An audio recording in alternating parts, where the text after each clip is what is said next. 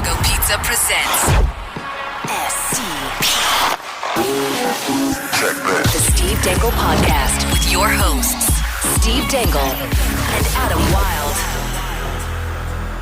Gentlemen, let's run down Toronto sports for just a second. Before DeMar DeRozan with buckets. No, but yesterday specifically, because here's what happened in Toronto, okay? Yesterday, the biggest news in Toronto was that the Academy Awards. No, the Moonlight one. No, but not that. No, it was the Toronto Argonauts brought in the former Montreal Alouettes brain. It was not. Hold on, just let me get through this. Okay. The biggest news at that point was that Mark Trestman, former coach of the Chicago Bears and Montreal Alouettes, and Jim Popp, general manager of the Montreal Alouettes during their big years, He made those people up. were coming to Toronto. That was a huge news story. Those are false people. And then, 15 minutes later, we find out Kyle Lowry's going down until the playoffs with a wrist injury. But buckets. And then an hour after that, we find out the Toronto Maple Leafs make a trade to get better. Wow. Now didn't sell.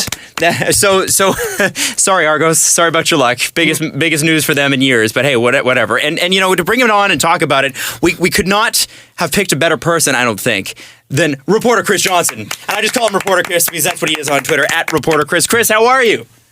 I'm well, although if I'm being honest, I nearly hang up there when you're talking about the CFL.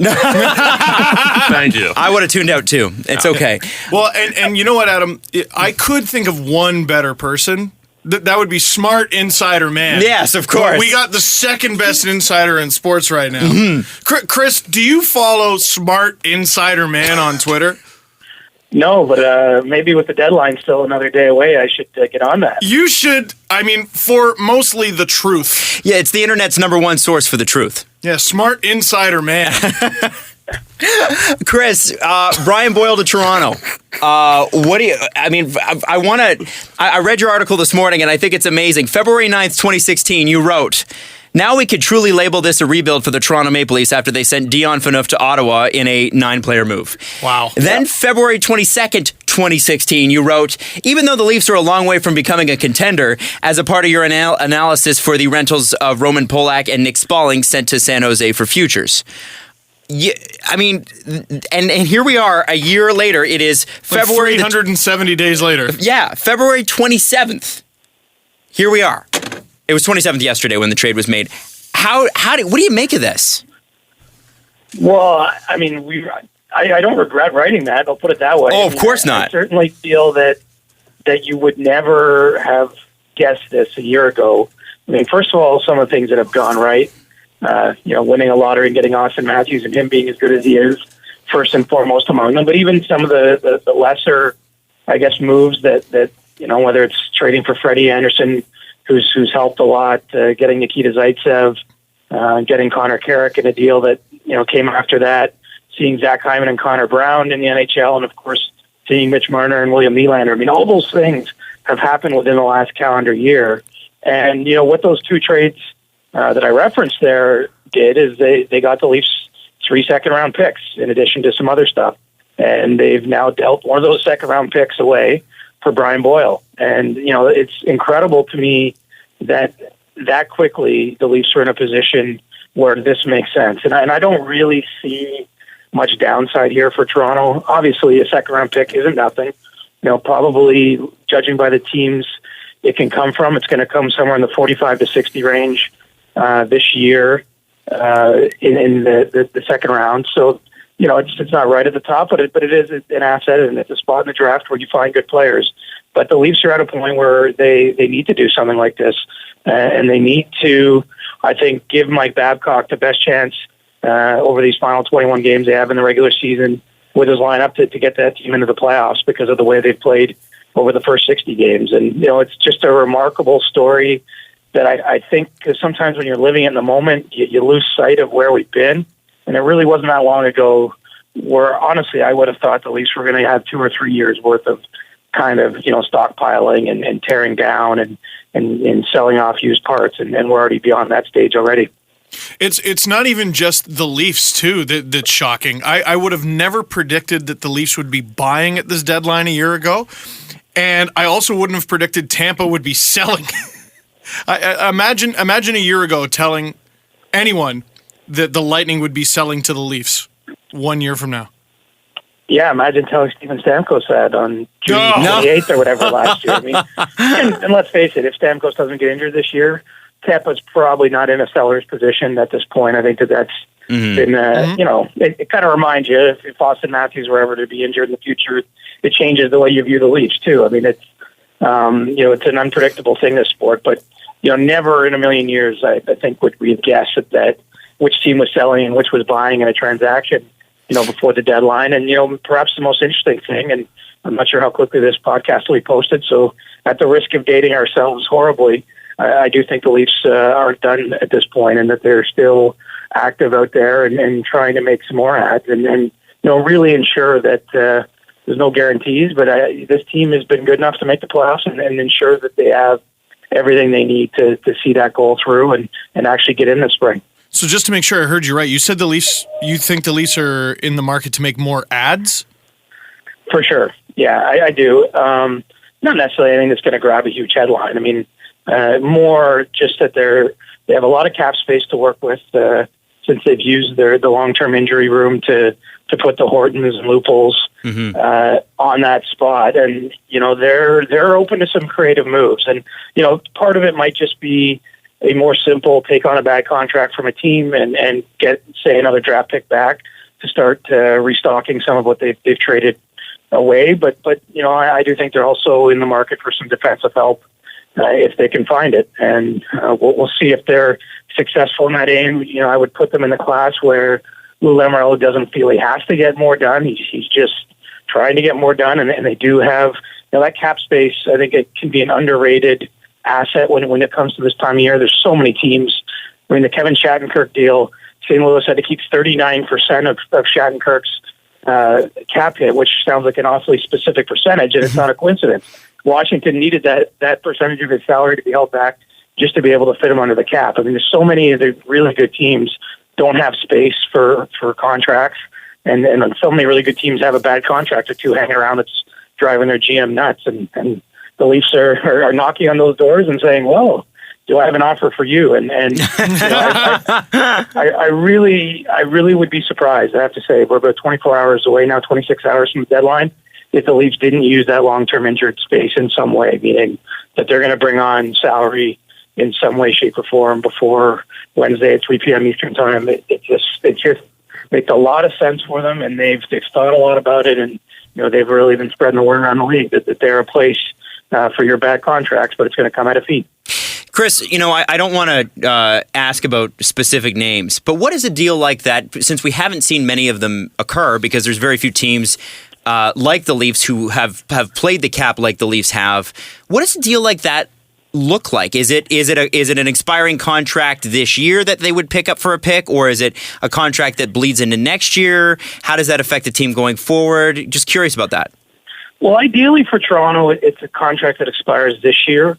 Although I do think if it's a player that they felt that might have some use to them, they may consider a deal that goes through to next year. I can't see it being anything longer than that, just because, then we're getting into the territory when Nylander gets paid bigger dollars and Marner and Matthews the year beyond him. And they really want to make sure and be mindful that they don't have bad money on their cap when it gets to those periods. But, right now they'd have a window. They have some contracts coming off this year. Stefan Robidas's deal is done. You have the three guys with the Marlies, Brooks Lake, Milan Mahalik, and Cohen Greening all coming off the cap. You have Matt Hunwick and Roman Polak. I mean, the Leafs do have some cap flexibility opening up for next season, and it's enough where I think that they could take on a deal that runs for next season. But, it depends on the player. I mean, there's guys out there, say, like a Dennis Weidman, whose cap hit is over $5 million right now for Calgary. Calgary, the cap-strapped team, they have limited use for him at this point from a hockey playing perspective. Maybe that's someone that could be added. His contract expires this season. And then you have down in Tampa someone like Valtteri Filppula, who has a $5 million cap hit running through next year. And, the Lightning are anxious to move him, both because he creates expansion draft protection issues for them, but also because, they need money. It's yet another summer where they're going to have to sign some good players, and Andre Plot, Tyler Johnston, and Jonathan Drouin, and want to make sure that they have the room for them, as well as, I think, being able to chase a frontline defenseman.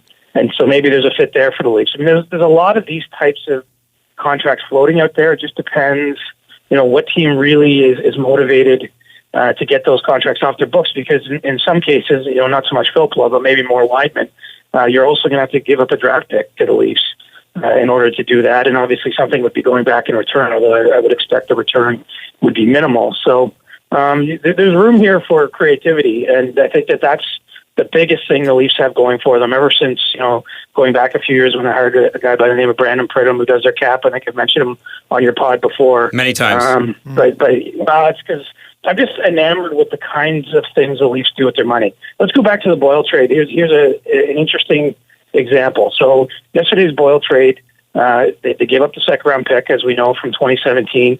They also sent Byron Frais over to Tampa in that deal. And obviously no one's talking about Byron Frais in that perspective. But here's two reasons why you should do it.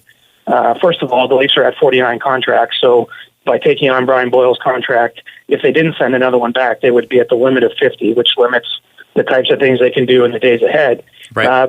But they also, they gave Tampa something that they value, because Fraser has 24 goals in the NHL this year.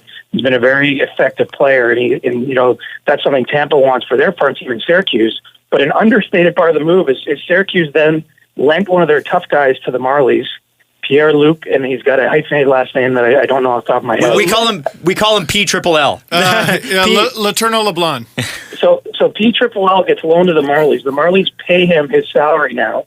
He wasn't part of that trade, but basically the money balances from the Tampa perspective with the AHL contract. So what Tampa was able to do is they got better on their AHL team at forward, and the Leafs essentially were okay with the loss of that, because it allowed them to keep the acquisition cost down with what it took to get Brian Boyle, because that had value to the lighting. And it's an aspect of the trade no one would think about, but the Leafs are bringing that sort of thing to the table. It's like when they traded Matt Fratton to Ottawa last year and had Ottawa loan Fratton back to the Marlies, so that the Marlies would essentially be paying him the real money, but the Leafs didn't have him on their books anymore. I mean, they just do a lot of these small moves that I think allow them to use their financial muscle in these deals. And I realize I'm getting a little bit inside baseball with talking about some of these things, but if you're not as interested in salary cap as I am, the takeaway really is that they're exploiting the system, or they're using what's allowable in the system in ways that most other teams aren't or can't. And I think that benefits them when it comes to these kind of trade discussions. Well, if there's any place to get inside baseball, it's ours, because we I always was about talk to about say. like who's searching out a hockey podcast. It's like the top 1% of insane hockey fans, right? So it's we want to hear that stuff. That's why we have you on. It's that sort of insight. Can we talk a little bit, Chris, about the type of player Brian Boyle is? And it was so funny. You posted an article on Sportsnet.ca just this weekend after the Montreal game, and saying that the Leafs lost there kind of underscores the reason why they need help at center. Absolutely. It was the third face-off of overtime, and they had to have Zach Hyman take it.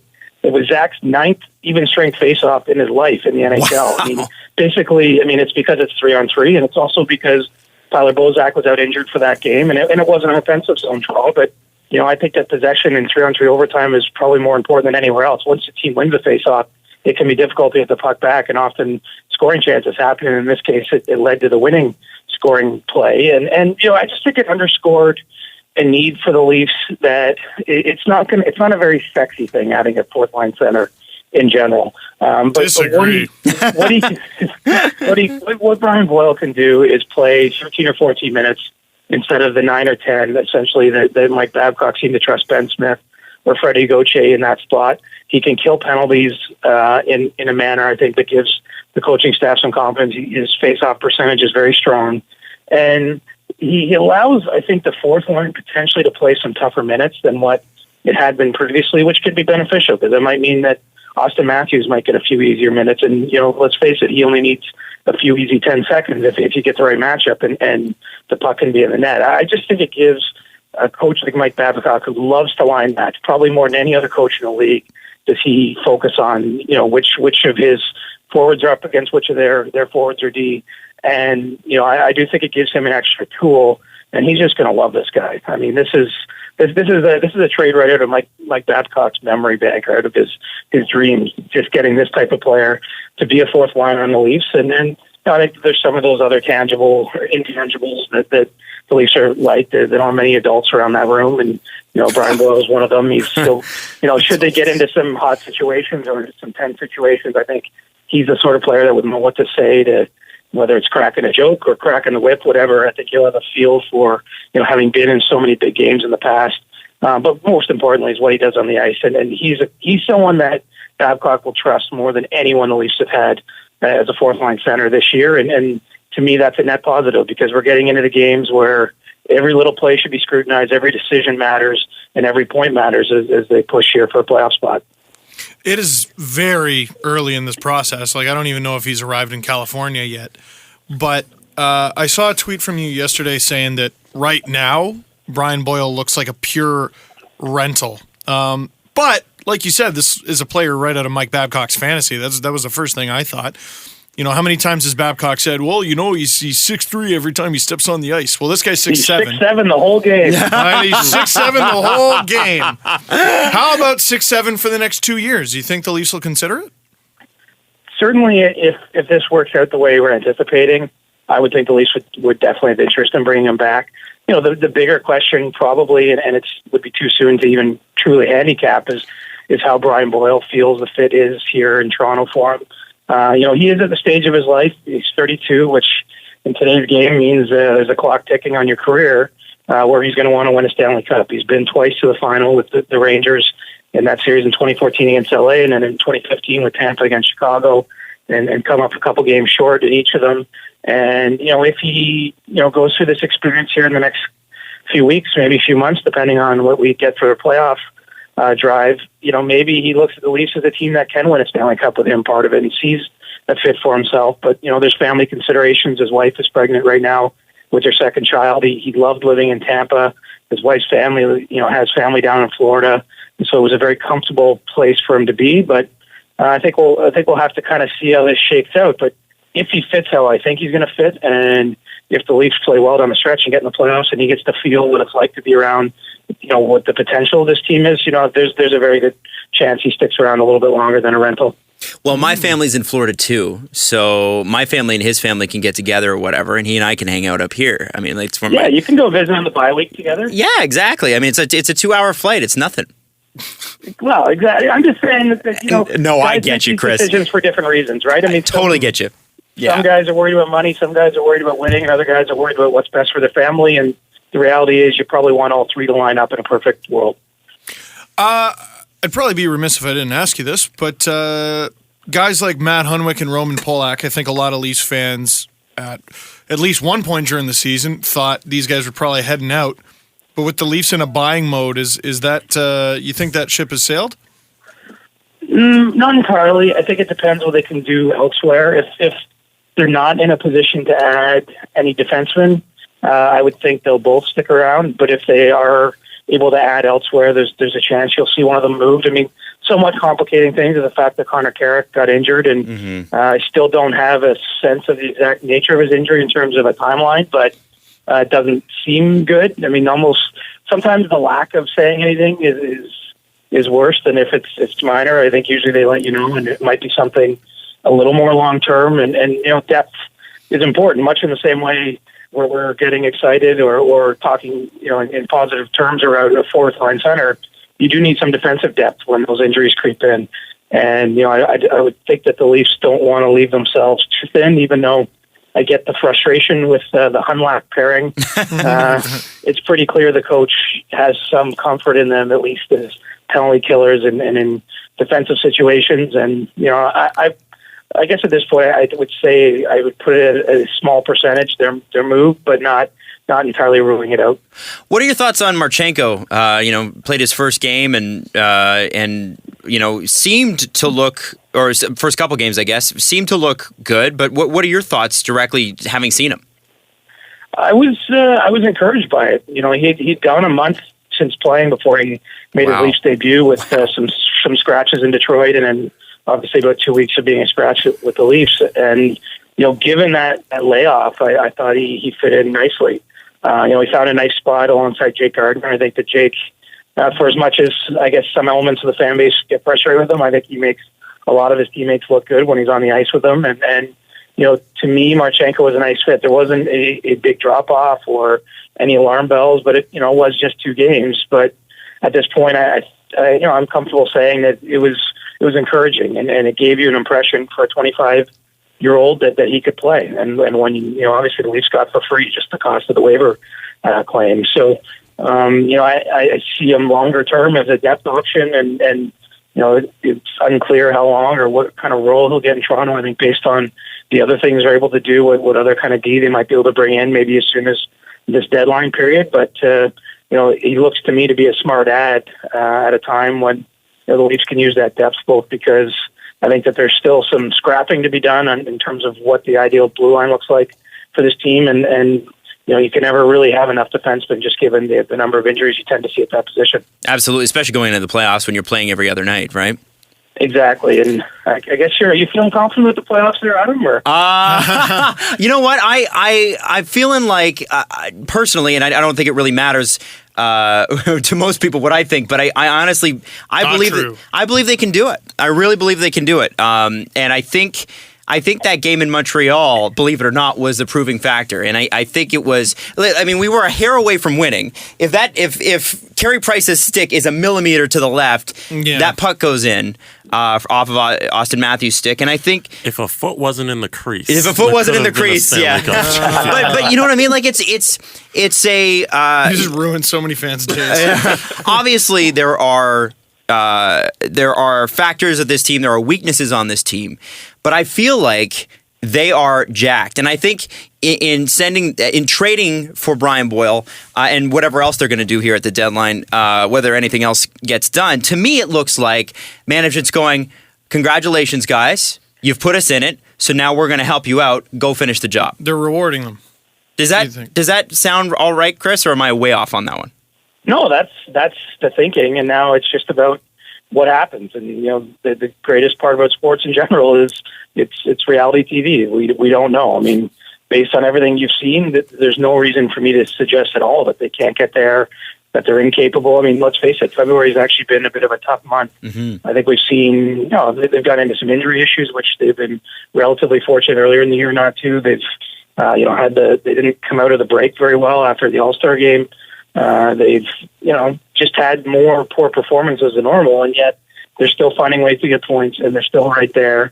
And if I was betting, I would think that the performance is going to change, especially since, Freddie Anderson's had a couple better outings. I think that he's been part of the struggles kind of in the new year, just that his save percentage has dipped to a concerning level, and he seems to ride this roller coaster of extreme highs and some occasional lows. So, they're very much in position to do it. And it's going to be fascinating. I mean, I hate to say this because really this year is only about getting the players the experience of playing even in these games because they do carry a little bit more weight. But it would feel like a shame at this point if they didn't get in because they've been so consistently good. I guess after maybe a bit of a tepid start and blew some spectacular leads in October, but they just very curious to see what they can do. I mean, there's a chance they play a team in the first round that we might even argue they're favored against, which is just crazy and kind of speaks to the level of mediocrity in the Atlantic Division right now. I just want to quickly say, and Steve, I don't know if you've picked up on this too, Chris, my favorite part about all of this, obviously I read your stuff all the time, sometimes DM you with ridiculous questions, and I really appreciate the fact that you take some time to answer them, but honestly, it's so cool to see you excited about it. Oh man! Like you seem excited. For a long time. Yeah, and I mean, you're the guy who has to cover the team. You see them day after day after day, and and there's an objectivity to that. And I'm sure it kills some of the romance when you're close to it all the time. But it's just cool to hear. I could hear it in your voice. Well, because this is by far the most interesting season we've seen over the last 10, maybe even more. I mean, this might be the most interesting season I ever get to cover in my career, just because of just because of what it means and how long it's been since the Leafs have had a player, even as singularly talented as Austin Matthews, and then to have so many other guys. I mean, this is like you spend a lifetime in sports before you get close to a season like this. You know, I'm not sure that most people in Toronto or Leaf fans have entirely wrapped their minds around it, probably because they've been getting punched in the stomach by this organization for 2 decades. But, you know... Just the stomach, Chris? Well, I figured this was a family podcast. So, fair. I remember the Toronto Sun had a great headline after the Leafs signed Jeff Finger on July 1st, and it said, "Leafs give fans a finger." And I thought that was pretty telling. You know, no offense to Jeff, but that was one of many bad decisions over the years. And then, you know, I've enjoyed it. I've really found it interesting to cover, you know, a generational player. I think that Austin Matthews is literally going to be the second best player in the NHL very soon. And we haven't had that kind of guy in Toronto. I mean, Matt Sundin is the closest, frankly. I mean, Phil Kessel was great. I defended Phil until I ran out of a voice. And his best individual seasons were 37 goals in Toronto. And as we're talking right now, Austin Matthews has 30 at age 19 with 21 games to play. I mean, there's a very good chance he's going to beat Phil Kessel's best season as a Leaf while he's still a teenager and while he's playing on a line with rookies. Yeah, that's the key too, right? And in an era where scoring, frankly, around the league is down. It's hit and miss. We probably won't have a 50-goal guy this year. Crosby has a chance.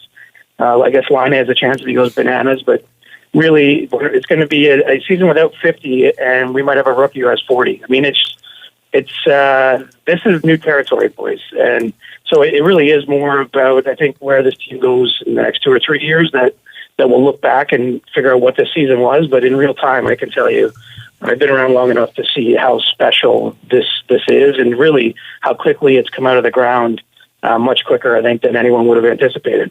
I like you.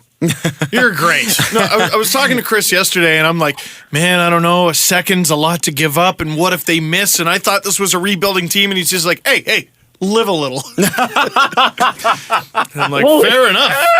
But here's the thing. I do understand the mindset, and as much as we joke about it, I think in some ways, even my dad is in his 60s, and you know, sports, I think, probably matter a little bit less in general when you get older, but like he's scared to like the Leafs, I feel like, right now. He's scared to get excited by them because he just feels they're going to disappoint him again. And I'm like, wait a minute. Remove the emotion. Remove everything you've seen. And just look at this on paper. And look at what this team is. And look at how they performed, even though they're the youngest team in the whole league. And they have, you know, one of the top coaches in the whole league. And they have one of the top players who's a teenager. I mean, there are ways this can be screwed up, but trading a second-round pick for Brian Boyle, this is no longer the thing you have to be afraid of. And frankly, knowing all the things that they're doing, as that we were talking about earlier, to give themselves small advantages around the margins. I mean, I've just never seen the Leafs run in such a shrewd way in the years I've been around. And you know, that predates even when I was just, you know, a kid growing up and not, you know, around this thing in a professional capacity. So, you know, it's a fascinating year, and who knows where it's going. It still feels like, I don't know, I could see them winning a round or two. You never know. Like it's a wide open kind of thing, depending, especially if they get in a 2-3 spot in the Atlantic and, you know, say face Ottawa or Montreal in the first round. I mean, that's not going to be easy, but those teams aren't markedly better than the Leafs. And, you know, depending on how the ball breaks, as long as they don't get any Metro teams, you know, this could be a crazy spring. And then I think that the fan base is going to be awakened by what happens in March and April, and we'll see what happens when the playoffs start. Steve and I were talking about it in the parking garage downstairs here, Chris, before we got on the phone with you. You had to find a quiet, dark place. Yes, we were, before we found out we didn't have a phone in the studio, which, by the way, Chris, that was funny. Totally off-air discussion here, but Chris had to wait like 40 minutes for us to call him so we could get a phone put in. We're about to record, and Adam's like, there's no phone here. Yeah, because they launched some new studios in Rogers today. So anyway, there was a big snafu about that. But they came in, they put the phone in. But Steve and I were saying, Chris, that it's almost like Saturday night. If the Leafs had beaten Montreal, they would have pulled within, I think, 3 points? 2. No, 3, because if they beat them clean. If they beat them in overtime, it would have been 3. Yeah, sorry. You're right. But, you know, and now they're 5 points out or whatever it is. But what's amazing is that it's almost to their benefit not to win the division. Yeah, I don't think Montreal's in a great spot right now. I think because they are in all likelihood going to play, I think, the Rangers or the Blue Jackets. Whereas if you get that 2-3 slot, you're going to play one of the Sens, Bruins, Leafs. or Panthers. Yeah. Or if you're one of those teams, the Leafs. Mm-hmm. Who would you rather play? Chris, do you know if the NHL is totally satisfied with how the divisions are lined up? Are they going to change it again? I have to think it changes eventually. I don't get the sense it's coming like next year. Okay. I think that they're still at a point where they want to see it come out. But let's face it. I mean, if you're the Capitals, you had to face Pittsburgh. You won the President's Trophy last year. You faced Pittsburgh in the second round. And, they're on the way to, I don't know if they're going to win the President's Trophy, but they're having another great season.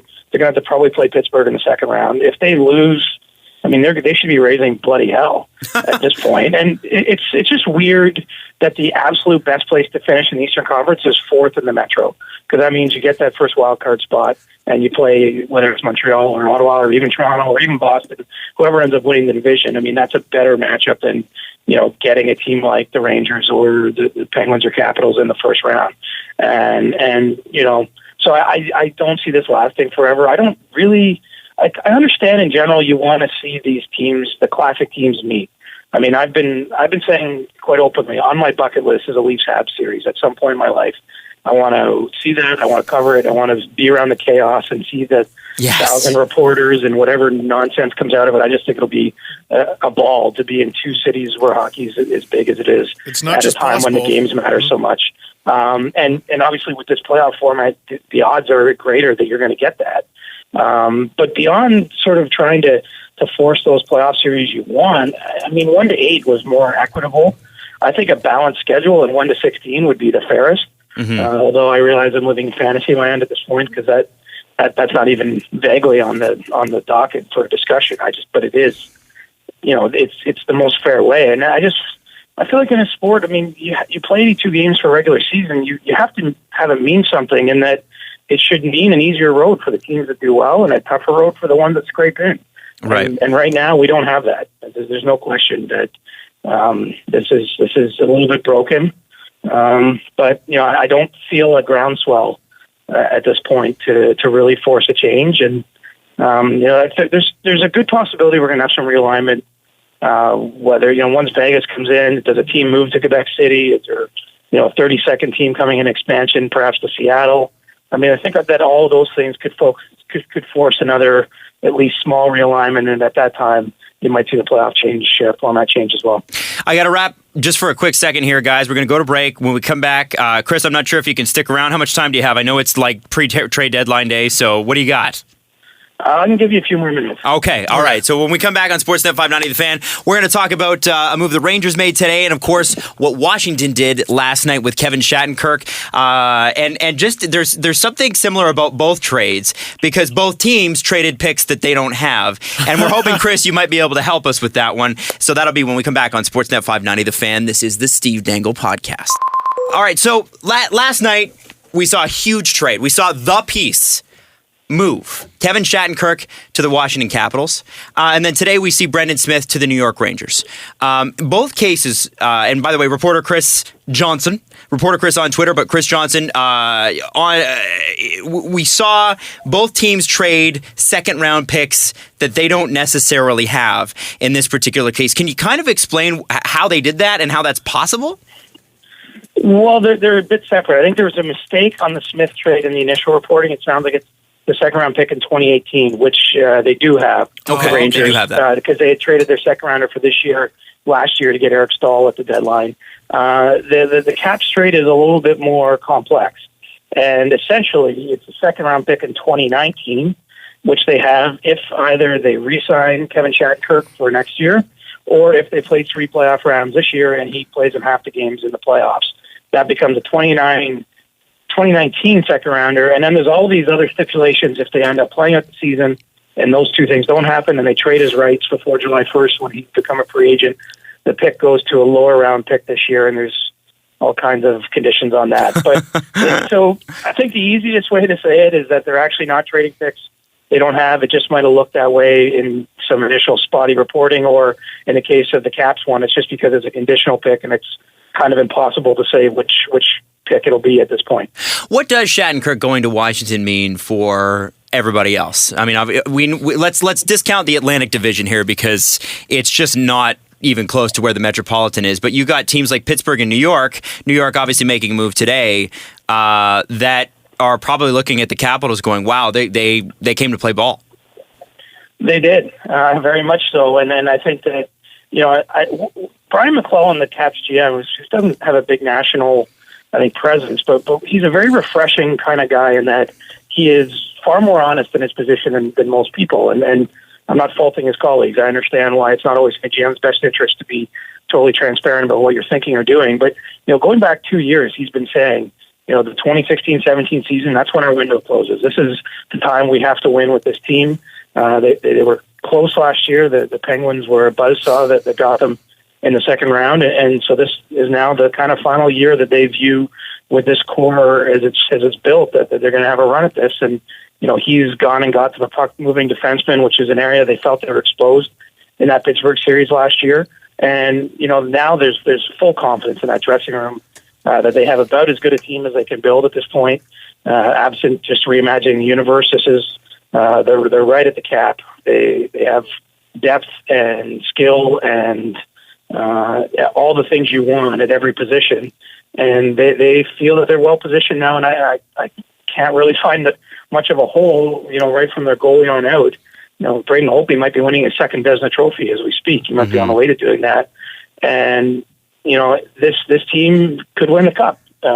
It's also a game played with a bouncing piece of rubber on ice, and weird things happen. And you're trying to position yourself where the luck can go your way, and I feel they've done that. So they've really left nothing on the table by going out and making this move. There's probably some ancillary benefits in that he didn't go to Pittsburgh or he didn't go to the Rangers. He didn't go to a team that they might face along the way, but. Really the biggest benefit is their blue line depth is impressive, and it's going to be weakened considerably come July because they'll probably not be able to re-sign Shattenkirk, and they're probably losing Carl Alzner, and they're probably losing TJ Oshie up front on the right wing. They're probably losing Justin Williams, another right winger. I mean, they have a lot of free agents, and they're going to have some turnover from within this summer. But in the meantime, they've got the best chance, I can say confidently, that Alex Ovechkin has had in his career to win a Stanley Cup is right in the here and now. So, and lost in all this is Shattenkirk leaves the Blues, who are also a very good team. Like, I would argue a cup contender, or at least someone contending to come out of the West. Are they done? Like, are they going to look to maybe add in some way to sort of replace him? I don't think there's anyone available who replaces Shattenkirk, but do they look to add? Maybe a little bit, but the one thing the Blues have been is painfully honest with themselves, and they've, in making this deal, they could obviously held on to him. They didn't get a huge return, I would say. It was the best return they could get while trading Kevin Shattenkirk as a rental at this time. But they really feel that they are kind of in a mini rebuild on the fly type of situation, and that going for it this year, and that keeping him, as good as he is, wouldn't be the difference between potentially playing for Stanley Cup. They just don't think they're that kind of team. And so there might be some kind of short-term inexpensive ad to give them a little bit more, but I think more than likely we're talking about, it's a look towards the future, I guess. And, that started with replacing Mike Yeo, him coming in for Ken Hitchcock. And, we saw last year Backus and Brouwer, both were allowed to walk away in free agency, and they're trying to turn over kind of the leadership group to the Petrangelos and those type of players that have been there. And, I think really they just feel they're not quite good enough to reasonably do it. And that's why they want to try to get some assets. And, basically they don't want to finish 30th at any point. They want to try to kind of do this on the fly. And I guess it starts now. They could start strangely with a team that makes the playoffs still, because they're in a wild card spot as we speak. Okay, so Washington makes the move for Shattenkirk. We know that New York sent a second rounder and a third rounder in 2017 to Detroit today for Brendan Smith, literally right before the show started. And right now, the Rangers just acquired Victor Stahlberg. Or no, sorry, who acquired Victor Stahlberg? The Senators. The Senators just acquired Victor Stahlberg, okay. For a third. So here's my question. Do the Penguins do anything? Because we know Jim Rutherford likes to wheel and deal. Were they in on Shattenkirk, and is there somebody else they might be looking at? I don't believe that they were heavy in on Shattenkirk, kind of a courtesy call kind of thing, but not, into heavy negotiations. I do still believe we'll see an ad from the Penguins.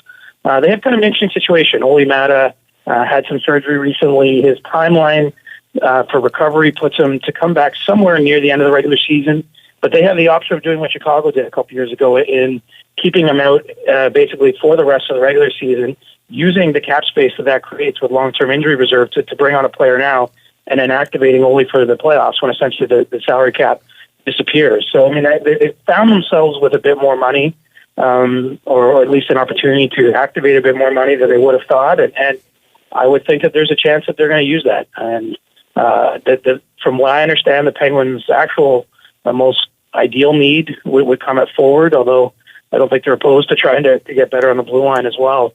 And, we'll see what they can come up with here. I also found it notable today at noon Eastern time, Eric Fair was placed on waivers, which, if he passes through and claimed, he can remain a Penguin the rest of the season. It's like it never happened, or they can send him to the minors, or perhaps someone else will put a waiver claim in for him on Wednesday. And either way, it suggests that they're looking for some more flexibility with cap and roster than they have, which probably sets them up and hints that a deal is coming.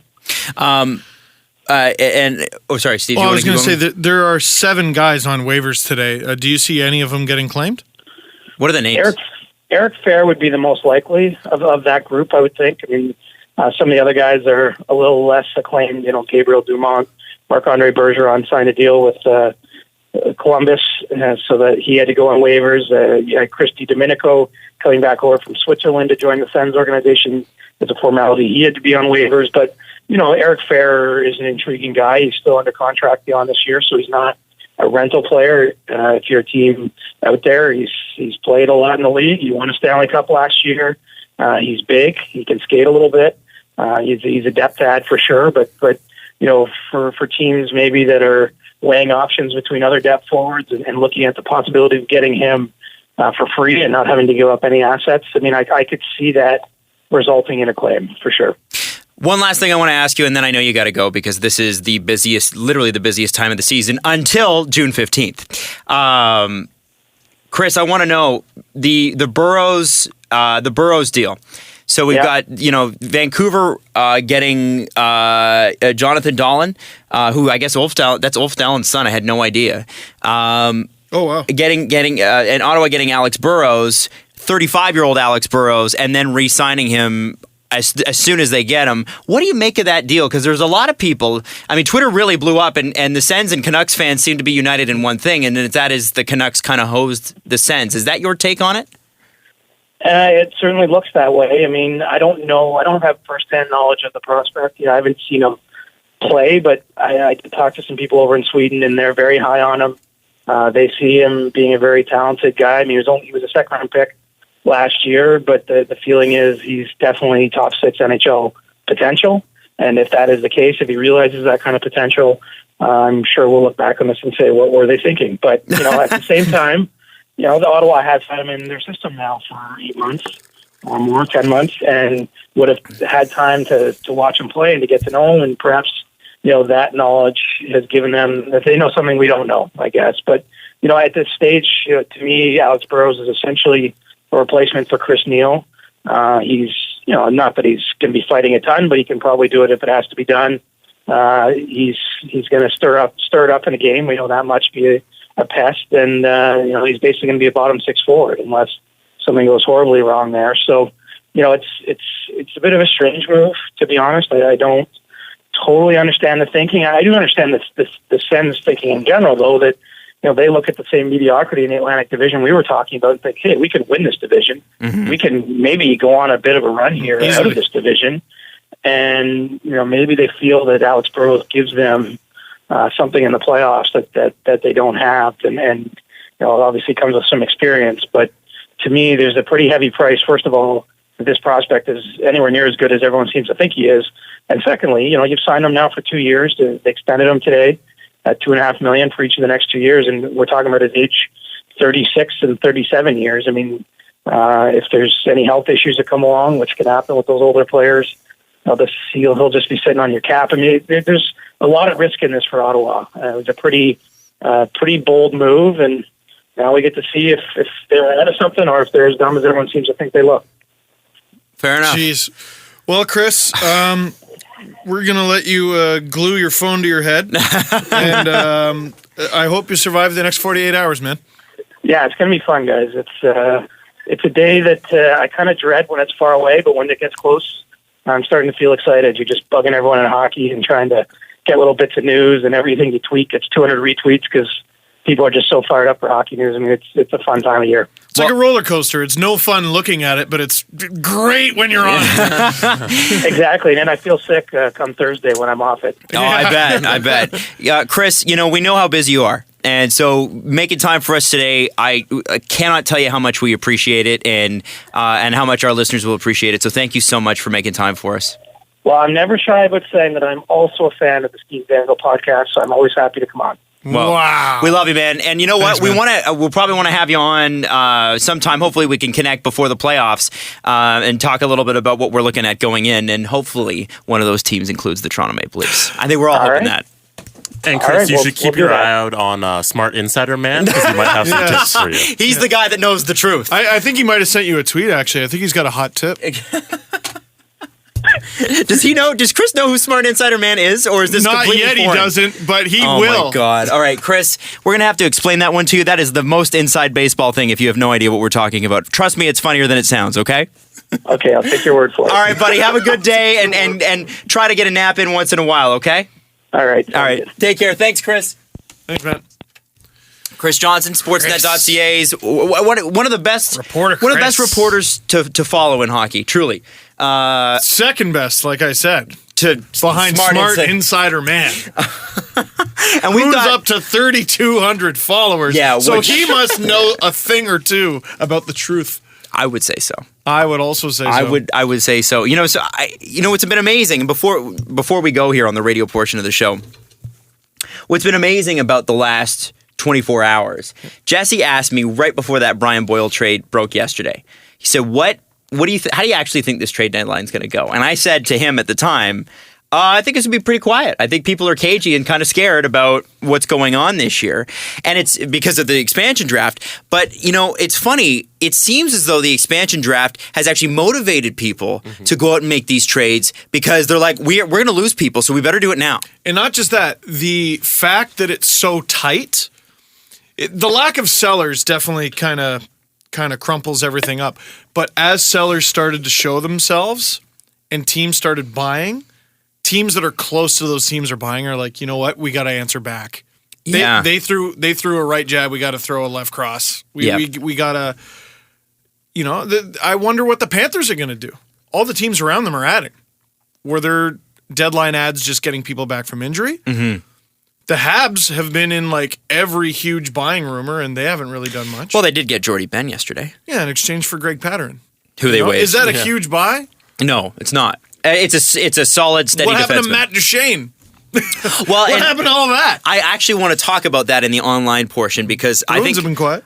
Bruins have been quiet. Colorado is very interesting in this particular situation, and there's something I want to bring up. Plus, I have a hypothetical for you, and I wanted to ask Chris, but I could tell he's out of time. I wanted to ask him about Hansel. Yes. Completely forgot about all that. So we'll talk Hansel next, and then I want to ask you, and think about your answers on this one, okay, before we get to it. Who would you rather have to make a trade with? Lou Lamoriello or Steve Yzerman? Oh. No. By the way, I think it's a shame that Duchene hasn't gone anywhere. Oh! It's the Steve Dangle Podcast, brought to you by Panago Pizza. Although I'm not, with lines like that, I'm not sure for long. Sim won. Sim won. Oh my goodness. Duchene. If Landeskog doesn't get traded, it's a two-shame. Because it's two people, and it's a shame that they... Come on! Brought to you by Panago Pizza. It's what's on the inside that counts. I think once the Avalanche makes some moves, it'll become Gabe real. All right, you can download the rest of the show if you really want to. It's sportsnet.ca or any place podcasts are found, including iTunes. Hey.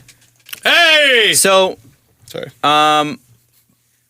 We got to talk about the Coyotes and this Martin Hansel trade. We don't have to. All right, fine. That's fine. So can we? Is it just me, Or did the Coyotes make out like effing bandits on this one? I tweeted at the time that it happened. This is exactly the type of move where if the Wild win the cup, you don't give a shit. Yeah. And if they don't, it is an absolute fleecing. Wild they traded 2017 first round pick, a 2018 conditional second, and a 2019 fourth round pick, and a minor leaguer named Grayson Downing, who I don't know anything about, for Hansel and Ryan White. And Ryan White, by the way, this year has, I'm just looking up his stats I think now. 3 goals. 8 goals, 7 assists. 8 goals? Yeah. And a 2017 fourth rounder. An 8 looks like a 3. So, and when you look at that, when that Shattenkirk trade broke yesterday, it was like, well, wait a second. The Wild gave up as much for Hansel or more for Hansel than the Caps did for Shattenkirk. But then there's all these crazy freaking conditions on it. But so, by the way, I intentionally didn't read the conditions. Okay. On the Shattenkirk deal. So before we get into all the Hansel stuff, can I read them? Read the conditions on the show. Read it out to you? I want you. Have Jesse. Yeah. I want story. So these time. are the Shattenkirk. Right. This is the Shattenkirk trade conditions, correct? Yes. All right, let's hear them. Who's this from? The Washington Post. Oh, shoot. They're fake news. They are fake news. They are. Should Washington sign Shattenkirk for at least next season or advance to the third round of the playoffs with Shattenkirk playing in at least half of the games in the first 2 rounds? Then the Blues get the Capitals' 2019 second round pick. Okay. One more time. That's the first condition. One more time. Should Washington sign Shattenkirk for at least next season or advance to the third round of the playoffs with Shattenkirk playing in at least half of the games? Then the Blues get the Caps' 2019 second round pick. So is that an additional second round pick? No, that is the pick. They would get the pick if any of these things happen. And if those things don't happen, they don't get that pick? Yeah, that's the condition. That's the first condition on it. Okay. Wow. Or this could also happen. They'll get the pick. Well, they'll get a different pick. If Washington trades Shattenkirk on or before July 1st, then St. Louis will receive Washington's next available 7th round pick. On or before July 1st, how would they trade him? Well, they trade have his rights. Oh, they have his right because there's that funny week, right? Where Yeah. you can talk to people, but you can't make the signing. Negotiate. Right? Yeah. That's right. So they can trade his negotiating rights. No, you can make the signing. In principle. You can trade his really? rights though. Yeah. Are you sure about that? Yeah. So if you want to make the signing before the funny week stuff, that's weird. Wow.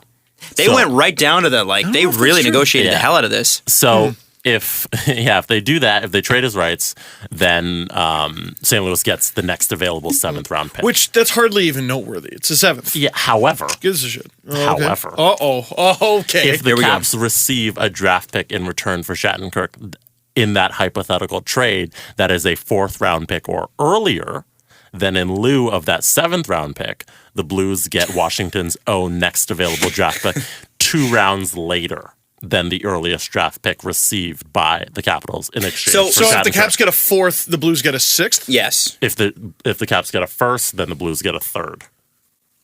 Okay. And those are the conditions. Wow. So, I thought all these conditions were going to make me feel like, the Blues did actually get fair value. I feel like they got less now. I think because the first condition is just making the third round of the playoffs, that I think it's pretty solid that St. Louis will get a second round pick out of it. I think They so too. gotta beat Pittsburgh. No, but think about it. Okay, so they got or New York or Columbus. But think about this. So just to back up your point, Steve, they got to beat one of those 3 teams, right? Mm-hmm. Chances are one of those series is going 6 or 7 games. Mm-hmm. So if you're St. Louis and you make that, you know that, and you're looking at that going, they are going to have a rough ride through rounds 1 and 2. So all Washington has to do is play 7 games in the first round, and Shattenkirk plays in all of them, and you bang, already you have your pick. I don't think that's the case. Yes, it is. They have to play half. He has to play half the games in the first 2 I rounds. think they need to make it to the third round. They made it to the third round. Okay, fair enough. Yeah, so either way, they have to win. They have to win, but I think, could you make a better bet than Washington? Right? No. Washington did well. No, I think St. Louis made a good bet on it, and I think you get more. I feel like they had better deals. The rumor is, with at least two teams, Edmonton last year, I believe, and I think Tampa Bay, strangely. I heard Tampa Bay. And Shattenkirk he turned them vetoed down. it. Yeah. Vetoed it. So that's Vetoed not both them. of them. Yeah, so I feel like St. Louis is like, okay, well, they're going to give us a first pick. We're going to bet on the Washington Capitals. It may not be the best, but at least it's not a Backus or Troy Brouwer situation where they walk for nothing. Yeah. Right? I guess, man. But gosh. Would you have rather had St. Louis say, "Hey, let's just go for it," and move? Well, here's Because I wouldn't take that. I think if the Hansel trade doesn't happen, we don't bat an eye. I like because the Coyotes did so well in their trade. Does that mean St. Louis did poorly? No, You know what I mean? it's circumstance. I also I think think it's it's difference of circumstances. player, right? You know, you've got to. I mean, the Leafs gave up Myron Fraze, who's a 20-plus goal scorer in the AHL, Yeah. and a second-round pick for a fourth-line center. A premium fourth line center. And Sorry, listen, just like and that saying is not. I'm not trying to take away from Brian Boyle. I think it's fan-freaking-tastic. Like Roz from Razamoco this morning said to me, he's like, Brian Boyle. I'm like, Brian Boyle. He's like, this is going to be sick. He was jacked, and people are excited. I mean, that's how interesting it is. But a centerman, I feel like the premium on centerman is still probably the highest. And Hansel's not a fourth. He's a second, third guy. I would say second. You would hope. Is he even a center? Oh, it says he's a center. Yeah, he's a center. Okay. Yeah, I thought he was one of those guys who kind of did both. I'm sure he'll have to play both. But I think in Minnie's case, it doesn't matter where you play him now. If you get an injury, you got Hansel. And that's kind of a good thing. You want that sort of depth. The other thing is, I find this very interesting as it relates to Edmonton, because Edmonton kept talking about, well, the market for defensemen is blah blah blah blah blah. Did St. Louis, now admittedly sort of a different circumstances, but did St. Louis get anywhere close to Taylor Hall for Kevin Shattenkirk? No. My God. Is the Hall deal would have been better than this deal? And the Hall deal, they would have got Taylor Hall apparently had Kevin Shattenkirk agreed to extend with the It Oilers. sounds like they accepted it. That's the scuttlebutt. Yeah. Yeah. So, but if Edmonton traded Taylor Hall for Adam Larson, and the Caps got Shattenkirk for that, you got to be a little bit upset in Edmonton, do you not? Like, even though they're not, it's somewhat apples to oranges. It's there. not their fault because they did the deal. It's Shattenkirk's But it fault. still tells me that there are better deals to be had. It that? reinforces the fact that the Adam Larson trade was made at a time when they really didn't need to make it. Like, they could have hung on to Taylor Hall this year and traded him now. We often say, like, oh, now that this team has so-and-so, they should have a much easier time signing free agents. Is that just... Are we making that up? Is that all a fantasy? No, Because, I think it's... Man, the Oilers got Connor McDavid. No, They got the guy to have, and they still can't convince Here's the this thing. guy to come to them. Shattenkirk is going to be a New York Ranger in the summer. Ugh. It says New Yorker at heart, the first thing on his Twitter bio. And then it says, proud to really? be St. Louis Blue defenseman. He's going to New York. Even Greg Wyshynski wrote an article about it on Yahoo yesterday. Shattenkirk's going to be a Ranger this summer.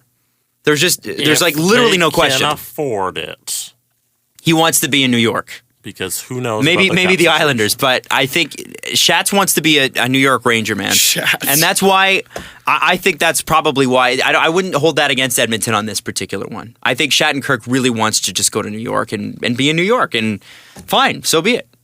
What are the odds the Capitals play the Rangers Oh, in that'd be these cool. playoffs? That'd be cool. It's not out of the realm of possibility. And let me just throw this out there for Edmonton. Do you think Anaheim wouldn't have wanted Taylor Hall For who?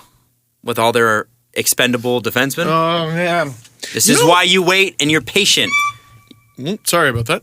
There's all those defenders who we keep hearing are available. There's so many.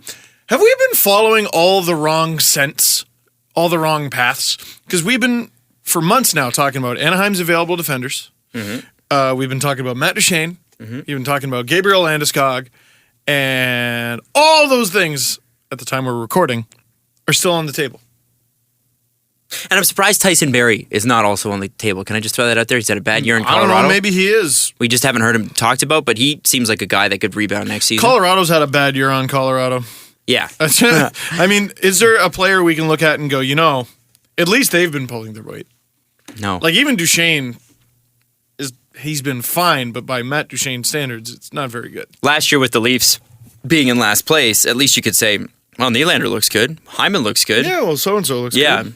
Soshnikov looks good. So, by the way, Parenteau looked good. Imaginary first overall pick looks good. Sure does. Yeah. Sure does. I'm excited, man. Can you do me a favor, Jesse, and pull up Cap Friendly on the Ducks? Sure. I have an idea. I have a thought. But let me know when you have it up. It is up. Okay, so what's Kevin BX's contract? Kevin Bieksa makes $4 million through 2018. Okay. So this that's- season and next. So- This season and next. By what Chris Johnston just told us, we were talking about, a Dennis Wideman type of situation. What if the Leafs, if they were going to do this, one of the other creative avenues could be a Kevin Bieksa type player that severely relieves the pressure on Anaheim. Maybe you get your second round pick back. And He does have his 35 plus no movement clause, so he determines where he goes. Oh, okay. Yeah. And that also, the other thing that has to play into this too is if you get a guy like Kevin Bieksa who has a no movement clause, then you have to protect him. Yeah. So if you're the Leafs, you don't make that deal unless you have prior written agreement, and you can get this, that he will lift his no movement clause and agree to be unprotected. Yes. So, but if the Leafs are, but if the Leafs want to make a creative deal, Imaginary first overall pick looks good. sure does. Yeah. Sure does. I'm excited, man. Can you do me a favor, Jesse, and pull up Cap Friendly on the Ducks? Sure. I have an idea. I have a thought. But let me know when you have it up. It is up. Okay, so what's Kevin BX's contract? Kevin Bieksa makes $4 million through 2018. Okay. So this that's- season and next. So- This season and next. By what Chris Johnston just told us, we were talking about, a Dennis Wideman type of situation. What if the Leafs, if they were going to do this, one of the other creative avenues could be a Kevin Bieksa type player that severely relieves the pressure on Anaheim. Maybe you get your second round pick back. And He does have his 35 plus no movement clause, so he determines where he goes. oh, okay. Yeah. And that also, the other thing that has to play into this too is if you get a guy like Kevin Bieksa who has a no movement clause, then you have to protect him. Yeah. So if you're the Leafs, you don't make that deal unless you have prior written agreement, and you can get this, that he will lift his no movement clause and agree to be unprotected. Yes. So, but wow. if the Leafs are, but if the Leafs want to make a creative deal like that, I'm sure Kevin Bieksa, I don't know what Kevin Bieksa wants, but that type of contract might be great for them. You know what's great? We are finally in a position, and I am throwing out a hard dangle jinx, but I don't care. That's how confident I am. We are finally in a position where the trade deadline actually can't screw us as a podcast. We are recording the day before And the day after. And the day after. So we know trades are coming. We know trades are coming. We didn't even move the schedule around. You're at our mercy, trade deadline. Watch nothing happen. That is actually the trade deadline's only move against us is nothing. But then we've covered all the great trades that have happened so far, so we're good. So what do we talk about next show? The fact that nothing happened and how hilarious that is, and which teams failed by not making a move. Well, that'll be a great hour and a half, Adam. Montreal and Pittsburgh. Now, Montreal and Pittsburgh. Yes. Montreal, you have to think is going to make a move. I don't know. That's what I keep hearing. If Shattenkirk could have, I feel like if Montreal really wanted a defenseman, and I don't know that, I'm not sure, I haven't heard many rumors of them with a defenseman. Well, they got Jordy Ben. I think a Shattenkirk on the Montreal Canadiens, to me, rather than help up front, because they now that they've got Claude Julien, and Max Pacioretty looked amazing on Saturday night. He looked like Max Pacioretty, and along with the rest of their forwards. I feel like Montreal could have got that deal done easily. Well, and I was saying, man, Shattenkirk and Weber. Yes. Yeah. That is That's tempting. scary. That's tempting. That's tasty. It is a little bit tasty. Like what There's going to be a couple explosions, I think. might happen while we're recording? Come on. The second you press stop, Duchesne. Here's my prediction. Which trade do we go? Damn it! Like in like a few hours after we finish. I don't think we recording. do because again, we get to talk about it in 2 days. One interesting thing looking at Montreal, they have 5 second-round picks over the next 2 years. Whoa! So they have assets to play do. with, but they're not playing with them. Is this the year for them to spend big? Or is next year the year? Well, so it was interesting. There was some talk after the Sens got Alex Burrows that right now they need to kind of go for it a little bit in order to prove to Erik Karlsson that once his contract expires, this is the place to be. This is a place where you need to re-sign. This is a place that takes making the playoffs and winning seriously. Well, I mean, if he wants that, he should come to Toronto. 100%. And in a similar vein, Carey Price. Interesting. Because that contract is expiring, I think, at the end of next season. You are correct. Oh, baby. Yee. That's fun. Oh, my God. I'm having so much fun as a Leafs fan. God. You know what, though? Oh, they really got to make it. They're really going to make it. Hey, so Rangers trade Brendan Smith. They obviously trade for. Obviously, New York was in on Shattenkirk, really wanted him, couldn't get him. And Brendan Smith is the second best choice for them. The Leafs apparently were sort of talking with that too. I'm sure there was a couple phone calls with a million teams. But what is your sense of that move? And what is your sense of Brendan Smith? You know what? I honestly don't know a whole lot about him because after Detroit kind of lost all their star power, they lost all their, kind of allure with me. Their interest? Yeah. I don't know. Maybe that's a cocky thing to say, and maybe I should pay closer attention to a divisional rival. But you know what it was? Detroit fell out of being a threat. They fell out of something worth paying attention to for at least a brief time period. Now, geez, they got all these picks if they play their cards right. Who knows? Maybe they could be doing something like Toronto. Well, people are tearing Ken Holland apart, but don't count him out just yet. He's had too much of a great track record to... I mean, he might have done some questionable things that you disagree with, but he's still Ken Holland. And most Detroit fans seem pretty unbothered by the trade. Well, because I think they know where they are. Yeah. But, I mean, if Brendan Smith was this, young guy with all this upside worth keeping, maybe they would be upset, but that doesn't really seem to be the case. And they only got, a second and a third? Second and third. And I think that tells you all you need to know. Like, could he be a useful piece for the Rangers? Sure. But like an integral cornerstone of a team? No. What, they were discussing contract extensions anyway, so I guess Detroit could always get him back. Possibly. Man, there's all kinds of stuff going on that we're not even going to get to. Like Chicago extended 2 guys today. Who? Michael Roosevelt and Jordan Tutu. And it had something to do with the expansion draft. And I don't even freaking know. There's 7 guys on waivers. We didn't even get to them all. Jokapaka went to the Flames in, I want to say, the Chris Russell trade at the deadline last year, and now he's on waivers. Well, we have some trades. Or no, we have some time. Jesus. There's so much going on. There is. And this is kind of the best part about this year. But I want to bring up something we're going to reach back to 10 years ago when the Kings traded for Ben Bishop in just a second. Because that's what it feels like at this point, right? Steve is not paying attention because there was no reaction out of that. So I can tell. Sorry, I was reading. I don't know. Apparently, Boyle's going to be on the power play. Anyway. Okay. Well, whatever. There's so much going on. Oh yeah, there's a game tonight. Yeah, there's a game tonight at 10:30. Starting at 10:30. This is going to be the first time that we're going to finish recording and the show's going to go and people can actually listen and then watch the game. Yeah, that is going to be nice. weird. I got a video that's supposed to be on the pregame show. I don't have to submit it till 8. Amazing. It's awesome for me. I get to do it after this podcast. Coyotes make the trade. The Hansel deal. Would you say the Coyotes did well in that trade? Oh my God, yeah.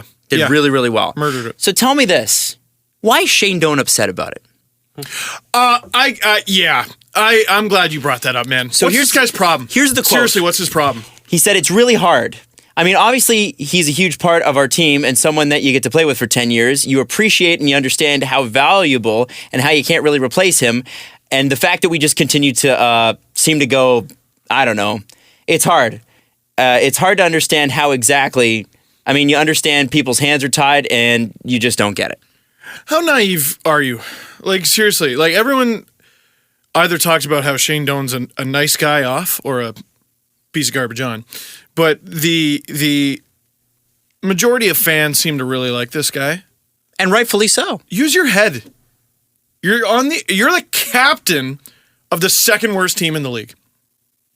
In almost any other year, the worst team in the league. But Colorado is just going for it this year. They are bad.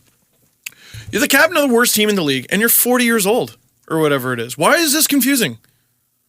Like, why is this confusing? You're not new here, Shane. You've seen this happen before. Look, if the frustration is you wish the Coyotes were good, that's fine. But today, Shane, you know who your team is. Guys are gonna go. If you are so hardcore about the Coyotes getting good, this trade makes the Coyotes good down the line. You get to be one of the Spartans from Halo Reach. And you get to watch Master Chief go into space, and you saved him from the Covenant onslaught. That is what that first and second and fourth, or whatever the hell it was, is. And unfortunately, Martin Hansel was a casualty on the way. But, like, you should be asking for a trade right now, dude. You should be jealous of Hansel. You should be wanting to go, too.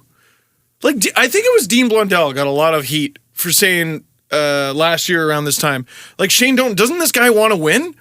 At what point do we... like, also say that. You're done after this year, right? Mm-hmm. Go win somewhere. Or just sit there. What is the incentive to just sit there? I don't get it. And that's to your point, Steve. I wrote down the exact same thing in my notes. And, he seems like a great guy, seems like a great leader. Yeah. But is it possible that this is just an athlete that's would be a terrible business person? Right? Oh, totally. Because there's some people that are good at business, some people that aren't. Yeah. He's a great hockey player. He's a legend in Arizona, and rightfully so, deserves everything. Yeah. But he has seen from game one in Arizona and Phoenix back in the day what's gone on there. I understand his frustration with what's happened over that period of time, but at no point was he tethered to that franchise. He could have signed. He had offers to go other places. I remember in 2012, I think they were looking, or his contract was up, and they were like, "Oh, Shane Doan will be on the market, be a really great veteran pickup guy, can score 40 points still." Blah, blah. Like, he had his opportunities. Mm-hmm. I don't understand why. It's like staying in a bad marriage and complaining about it. I hate the fact that he complained about it. You're right. That is what annoyed me, because to contradict myself, I defended Matt Sundin when he didn't want to get traded out of Toronto. But Matt didn't complain. No. About the Leafs. He had a little bit more control over it. I think he might have vetoed a trade to Montreal. Philadelphia. Jeff Carter in a first-round pick. Philly? But I also Jeff Carter would have been a Leaf. Do you remember that little press conference where, are you practicing your French? And Sundin goes, "No, why?" And the reporter goes, "Oh, well, there's a rumor you're going to Montreal." And Sundin, they had to bleep it, but he goes, "Oh, fuck." Because he didn't even know. That's funny. Fuck. And I defended him, though, because he gave the Leafs his life. Like, he gave the Leafs his career. He owed them nothing at the end of it. Shane Doan, similar situation, except he seems a little bit indignant and confused as to why the Coyotes would be shedding good players right now, which I don't get. Like, well, and what does the team get out of holding on to Hansel? Second last place? Nothing. Nothing. Literally nothing. What's the complaint? Now, maybe is this just a guy who's frustrated, like that he's losing his friend? Yeah, he's losing his friend. When Hansel left, he said he was like a second father to me. He's been helping me since day one. So he's losing his best friend, and he's sad. And he's a grown man. Oh, I'm sorry. Do you not make millions of dollars and you can't catch up in the summertime on your ranch in Arizona? Exactly. You chose this. I don't get it. That bothered me too. I thought it's not confusing, Shane. Like it's not. It's not. And I understand random outbursts of emotion. I'm prone to them, but it's not me. But it's like, come on, dude. Like, this is not, and it's not like the Coyotes just fell out of contention. They have been out since game 1. Yeah, like Halloween. Yeah. Like seriously. It's like, we're going to dress up as second overall pick. Yeah, you were dressed up as a vampire and going, boy, the Coyotes kind of look bad. And let's say... But at least they have Max Domi. Crunch. Oops. Now they're super duper bad. Let's say, too, I mean, there's always a chance Arizona wins the draft lottery, although Colorado fans just shuddered. Let's say Nolan Patrick ends up there. Let's say. Is Shane Doan still complaining? Well, Shane Doan is probably no longer on the team at that point. Anyway, they might bring him back. Is he going to try and play another year? He might. Are the Coyotes going to offer him a job once he retires? And is he then going to go, oh...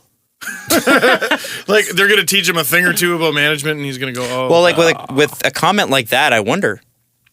I don't know. Are we just criticizing a guy who let his emotions get the better of him? Yes. Yeah. But I also think that Shane should not have been surprised. You could be upset that you lose your best friend, but come on, don't tell me you didn't see this He's coming. not dead. he's No, not wild. That's fine. Hockey in another city. Calm down. fine, man. Like He's not. he has his not number. dead. Such a good point. He's not losing his best I'll friend. never be able to text him now. I don't have long distance text Get your messages. kids to show you FaceTime, Shane. Like it's a pretty cool It's app. like for 2 months, and then the season's over. My wife FaceTimes with her grandparents in Scotland. The future's incredible. I don't know, man. I don't know. Like, every single person tied to the Coyotes should be stoked. Yeah. Except for Shane Doan. Well, Because he might not be a part of it at this point. I mean, wonder- they might be trading him. I wonder if he learned something, like, shortly before that interview that was like, yeah, we're trying to trade you and we can't. So now he's just there. He's in this purgatory, His right? choice. That was your choice, Shane. You I resigned don't get there. it. He's a very confusing player, Shane Doan. I don't get it. Yeah. I think Dean was right. Doesn't he want to win? Yeah. And sometimes it's too late. You got to take your opportunities when you can get them. Moving on from that, and I'm sure we'll get some angry Coyote fan tweets, but I mean, honestly, I just don't understand those comments at all. Congratulations to Chayka and the Coyotes on a great deal. And, you know, I mean, it's not like, you know, they stole a first rounder from Chicago for Vermette as well. I mean, they've done quite well. And they're Chikrin was probably a pretty good pick. and getting Dave Boland's contract and Lawson Krause as well from Florida. They've done a lot. I mean, that's a team that will be formidable. They will be, I would imagine, Winnipeg, and I would imagine give the Coyotes a couple years, they'll be good. They'll be real good. They missed Domi for a big chunk of the year, and talking about their best player. They might get rid of Duclair for something, Yep. although he might be a piece worth holding on to. I think he is. I think he's just having a bad year. Now, let's reach back to what feels like 10 years ago when the Los Angeles Kings traded for another goaltender. Oh, Ben Bishop. Jeez. Ben Bishop is now an LA King. In exchange, the That was Lightning. one of the biggest pieces. In the exchange, the Lightning will receive defensive prospect Eric Cernak, who I know nothing about. No. Jesse, do you mind looking his scouting report up just so we can get something on him? I meant to do that before the show, but of course didn't have time. Veteran netminder Peter Budaj, which is great for Tampa, just to have. Peter Budaj has been a great backup, and a 7th round pick, and a conditional selection in the 2017 draft. I have no idea what the condition is because I've looked for it and I couldn't find it. I'm sure You it's know out what? there. Cap Friendly's got it. Like, there's They'll have too it. many damn conditions. What do you think the Kings are thinking in making this move? I don't know. Like, Are they truly going forward with a tandem of Bishop and Quick in case Quick is not up to snuff? is Quick injured? Is he fighting something? Well, He played just last game. Yeah, that's he what I played mean. 2 games now this season. Allowed 5 goals. Yeah, but yeah, he was injured the entire season. So maybe that's the thinking. The other thinking that I saw that I found interesting was I wonder if the Ducks were kicking tires to see if they could get Bishop because like Gibson He's no Freddie Anderson. is no Freddie Anderson. Damn it. And maybe they were looking at getting Bishop and the Kings were going, well, we don't want the freaking Ducks to get Bishop. You know what? We could use Bishop. So they got him and they can either keep him or flip him. So they can be in charge of where he goes. Right? That's interesting. We don't want the Ducks to get him, but if there's a team, I don't know, in the East or in the Central Division who would like Ben Bishop, here you go. I don't know. It's very weird. I want to see how many games he plays down the stretch. But how is Quick going to get better if he doesn't play games? Well, you ease him back into action. Yeah. And you give him the playoffs. I don't know. That's very... And I it's guess confusing. LA's got to look at it too. Like, I mean, they're not... I don't see them being on Washington's level, although LA in the playoffs is just a different animal, but... They got to make it there first. That's the point, right? And I wonder if... Yeah, Bishop's a good insurance policy for the meantime. Bishop's but barely played too. Yeah, he's been They injured. got two and I got to be honest, good Bruck goalies. I saw Bishop play in Tampa. Now a couple days long later. time ago. No, it was in December. A couple days later, he was put on injury reserve. He didn't look good though. He really didn't look good. It's a confusing deal. Confusing deal, and good on Tampa for at least getting something. Who in the East needs a goalie that could make the playoffs? Who needs a rental goalie in the Leafs? Or in the Leafs, in the East, not you the could Leafs. argue the Leafs could use an upgrade on Curtis McElhinney. I haven't minded the way he played. No, me neither. Probably not the Habs. Certainly not the Panthers. Probably not the Senators. Islanders, possibly. Probably not. And supposedly Yaroslav Halak is on the verge of being traded. I wouldn't say the Rangers. Penguins, if something happens with Fleury, which it won't. Grubauer's been fantastic for the Capitals. Yeah, I don't get it. Would you trade Bishop if you're LA? Would you trade him to Calgary? No. Why Calgary? You're going head to head with them for the Yeah, last there's playoff another spot. Pacific Division. I team. know. The only reason I ask is because they seem like the one with the most glaring need for it. I would say you're right. I wonder if they're one of the teams in on Halak.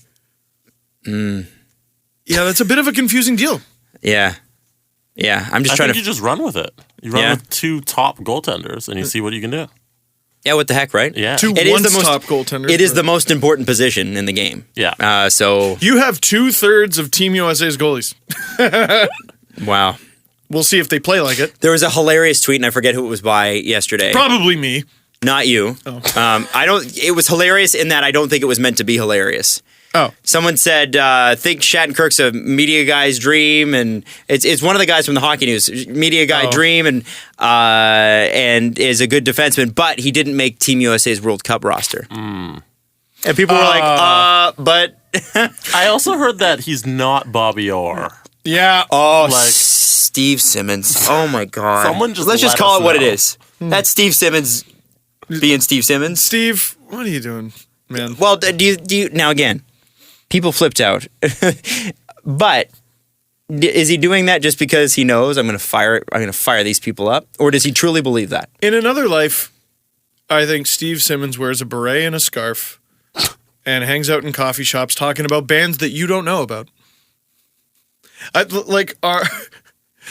Those are hipster comments, Right. right? Everything you love is pretty mediocre to me. You know what you need? This. And by the way, anybody that does that's an asshole. That's just an asshole. A hipster to me is in that way. If you ever meet somebody who's like that, who's like, yeah, I don't really like that. They were just a contrarian for the sake of being a contrarian. Have you It's seen- also another word for an asshole. Have you seen that? But not to call Steve Simmons an asshole. No. Friend of the show, Steve Simmons. Well, Have you seen He's that been on. meme of that hipster dude with like a funny crew neck? He's like, that's a nice sketchy neighborhood you got there. Be a shame if someone were to gentrify it. Yes. That's Steve Simmons. My favorite responses With came the typewriter. Favorite response came from like a total random on Twitter. He's like, Steve Simmons tweets, Kevin Shattenkirk is not Bobby Orr, and he goes, big if true. Big if true. Well, the new one, so as the show was recording, this is why I was on my phone the whole time. Like, there's just so much going on. What are people getting indignant about today? What are they getting indignant about today? Well, the New York Islanders called up Joshua Hosang on an emergency basis. I don't quite understand why or whatever, but the point is he's been called up. Well, when a player is new to the team, got to give that player a number. Brian Boyle, he's new to the Leafs. He got 24. A little bit controversial. They gave away Peter Holland's number so quickly. Are people upset about that? No. Oh, okay. What they are upset about is the fact that Hosang is taking number 66. What's wrong with that? Mario Lemieux's number? It's Mario Lemieux's number. Sorry, did Mario Lemieux play for the Islanders? No. Cool. Why are people upset? Because it's disrespectful. To Well, did Wayne Gretzky ask Wilf Paymont if he could take his number when he made it in the NHL? Yeah, No. son of a gun. Yeah. No, but Gretzky's Gretzky's number is disrespectful. retired league-wide, so you can't wear it. Listen, do I think Mario Lemieux's number should be retired league-wide too? Yeah. what is this? Yes, it I should. don't understand. Yeah, dude, look it up. Look up Hosang 66 or something like. I don't understand why people are getting upset about that. You know what, people? Guess what? It's just a number. It's a number. That Mario wore. It's just a number. Yeah, as I steal George Armstrong's number every day. Mario could have had a picture of a deer on the back of his jersey instead of a number, and he still would have been Mario Lemieux. Print symbol. Yeah, he still would have been Mario Lemieux. Mario Lemieux was gangster enough that he could have put a portrait of him deking through 2 Minnesota North Stars, and that was just his number. No, it doesn't even have his name. It's just that iconic shot. His nameplate should have said, It could have said super. That would be hilarious, though, ironed onto the back of his jersey. Yeah. It's just a picture of him deking some other defenseman out, just so you know what you're in for. His nameplate should be bye. 'Cause that's what he did to defensemen. Peace. See you later. Yeah, that's So, but we did all those great things. But what has Hosang done in this league? Stupid. stupid. I don't understand. Unless there is something, and I'm sure, people are dying to correct me if I'm wrong. Unless there's something I'm missing. What's your problem? What do you give a shit for? Yeah, sometimes Why do you care? I think we jump to I'm upset by that without really thinking, am I really upset by that? Am I really do I have the energy to devote to this? You ever feel like you should be upset? And you're not? He's going to be the first player to wear 66 since Lemieux retired. So that's why people are All upset. right. Yeah. All right. Like, So okay. what? All right. No one complained when Saltalamacchia took my number on my Blue Jays jersey. Who gives a shit? By the way, No one complained when William Nylander had Daryl Sittler's number. he did. I'm pretty sure he wore 27 last year, didn't he? No, he wore 62. Oh, it was 60. Slightly off, Adam. Who wore 27? Somebody or when Alexander Steen had Dave Keon's number. Like, come on. At a certain point, it's a number's a number's a I number. don't That's think nice. No, Stajan had Keon's number. Okay. Steen had number 10. Armstrong's number. Armstrong's number. That's it. Yeah. And then I stole it. Yeah. By the way, We should be complaining about Steve. That's what it should be. 100%. You know what we shouldn't complain about? What's the fact that? that Brennan Leipzig and Kasperi Kapanen skated today That's good. for the first time in over a month. There's a couple trade deadline acquisitions. Those guys could be nice black aces during the playoffs. Absolutely. Which we're still talking about at the end of February. This is nuts. That's true. I didn't even think about those guys could come up and play. And I kept thinking about the Marlies yesterday because, Byron Frais was one of their top centermen. Now what do they do? But now that we've got Boyle, you're saying Gauthier back, but Gautier's not what Byron Frais was, right? He's a different player. 100%. You're right. And that was the thing. Marlies are going for the playoffs this year. This has to be a bit of a blow for them. But when you got Kapanen and Leipzig coming back, They've also had so many injuries throughout the year, especially down the middle. You just deal with it. You got Brooks Lake, and he's there to stay. can anybody from the CHL or WHL come up and play for the Marlies at the end of the season? Is that possible? Yeah. So, could Adam Brooks be available at some point? It is possible, although his team is looking like it's going to go on a deep run. Jeremy Bracco is another guy, but he's another guy who's on a team that could make a deep run. Mm-hmm. There's all kinds of That's usually the thing possibilities. with good prospects is they're usually on good teams because they teams get tend traded. to trade prospect or picks 10 years in the future because your window's 3 years, right? Oh, but they're going to get a great second rounder in 2028. Sure are. Well, I mean, There's so much. There's If so there's damn much going on. if there's a team, Steve, that needs to make a deal, in your estimation, Yeah. with all the deals, and Jesse, answer this too. There's a team that needs to upgrade now because of a team, a divisional rival, a conference rival that has made a move. Who is it? It's got to be Montreal. I don't know if it's necessarily that they... Well, no, they do have to make a move. I think they've created an expectation that they will now, so they have to. What's it going to be? It's going to be big. Jesse, what are your thoughts? I would go with Montreal as well. Yeah. See, to me, it's Pittsburgh. The Washington Capitals... That's not a bad choice either. The Washington Capitals got Shattenkirk. I don't think it's this year. This is not their year. I think they have to know that. They were smart enough to know to get rid of Therrien. I think Montreal... I don't think you can go another year missing the playoffs. Oh, Montreal's going to make the playoffs. We don't know. That's not a slam dunk. 4 points out of missing the playoffs. Yeah, I mean, it's looking... Odds are they make it. They have no regulation wins in the month of February. What? All their wins have come from OT. And yet they have back-to-back wins. Yeah. OT. It's never much love when we go OT. No, they're looking a little bit like the early of the season Canucks. Strong goaltending, can't win a damn game in regulation, but you're still winning some games. Mm-hmm. A little bit like the... Hey, the Canucks made a good move. Can we talk about that? Mm-hmm. Should we praise Jim Benning? We should. Deservedly so. Oh, I feel like we're all over the place, but there's just so much. That's okay. It's trade deadline. I full props to him. They finally realized what they are. And they got rid of an expiring contract and got something back that could be something in the future for them. They're still, like, sort of vaguely in the playoff hunt. Does Alex Burrows hurt that? No. I actually don't think... What was surprising to me is Alex Burrows has slowed down significantly. And now, Alex Burrows has had tons of injuries, too, because it's just the style that he's played and, what wear and tear. He's 35, and he's not... This league is fast, and I don't know that he's got the foot speed anymore. As someone pointed out, Burrows' cap hit is 4.5, but the Sens are a cash poor team, and he's making 3. So they're not actually paying that this season. It's just, I don't know. I don't think that's the guy. I don't think that. Maybe the Sens are going for a style though, because like they were pretty unpleasant when they played the Leafs. I'll put it to you this way: $2.5 million a year. I'll pay Matt Martin that before I pay Alex Burrows that. Because I'd rather my players turn out to have the personality of Matt Martin than Alex Burrows. Oh my God! All anybody talked about yesterday too was Dorian was talking about what a great character guy, and everybody out of Vancouver was talking about he's helped Burrows has helped Horvat so much, and I don't doubt that. Get out of here! But I mean.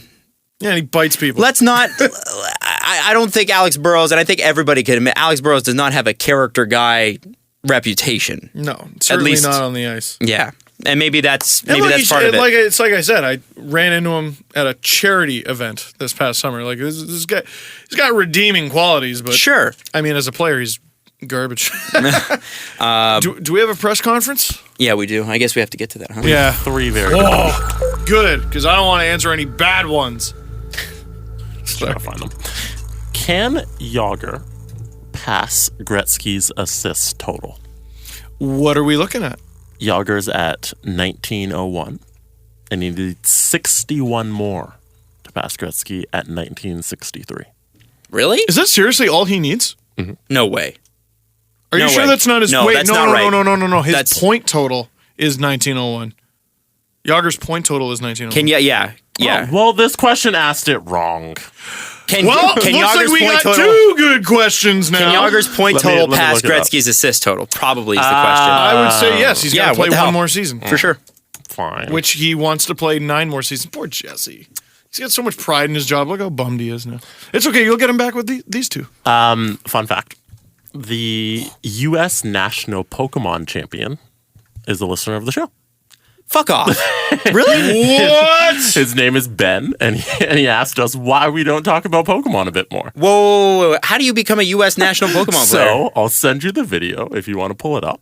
This is of him winning the national championship. Really? Yeah, and then he does a little interview afterwards if you want to skip forward to it. Yeah. Here, I'll time marker it so you don't have to do that. But yeah, he wrote on the Reddit page that he wants us to talk a bit more about Pokemon.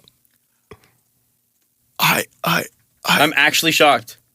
I'm blown away. Be my dad. Sent it over. I want to have 3 dads. Felix Podven, James Reimer, Ben. It's a And also my dad. Taking out the E-Train, and Ben Piercy is your new U.S. national champion in the seniors division. Congratulations to both competitors. Oh my gosh, I couldn't handle another one. I couldn't handle another match. That was epic. Well, I guess Nido Queen's been crowned national champion. Nido Queen's been crowned. So he won it. He won it with a Nido Queen. Yeah. Wow. Yeah. I didn't even know that existed. This video's got 108,000 views on it. Holy, good for you, man. That's freaking cool. Yeah, so what's up, Ben? Can we have Ben on?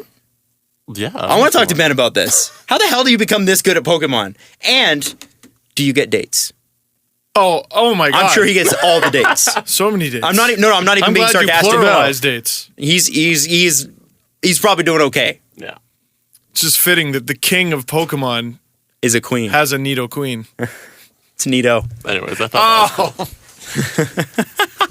cool. That's from the official Pokemon YouTube channel, which exists, apparently. What? Yeah. Hello, liver of my dream life. Yeah. Hey, Hockey Ben. was my backup dream life. Ben, can we be you? Ben Piercy. I live a life of regret, Ben. I want to be you. Imagine you spent as much time on this Pokemon as you had on NHL. I bet you'd be pretty damn good at I it. almost did, but You right might be- around the time I was watching Pokemon, the Attitude Era started in the WWE, and that distracted me.